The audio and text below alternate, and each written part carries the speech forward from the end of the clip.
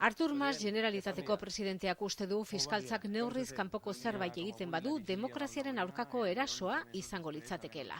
Crec que qualsevol actuació fora de lloc seria un atac directe a la democràcia i un atac directe a drets fonamentals com el dret d'expressió i de participació de la gent.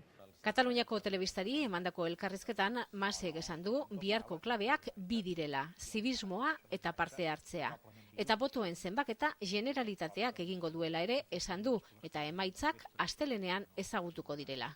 Azaroren 9 historiko honetarako ordu gutxi falta dira eta alderdi politikoak azken momentura arte ari dira euren mezuak zabaltzen eta jendeari bihar boza ematera joateko eskatzen. Konvergentziak 800 informazio gune jarri ditu gaur Katalunia osoan eta koordinatzaile nagusiak Josep Rullek azpimarratu du bihar katalanek historia egingo dutela.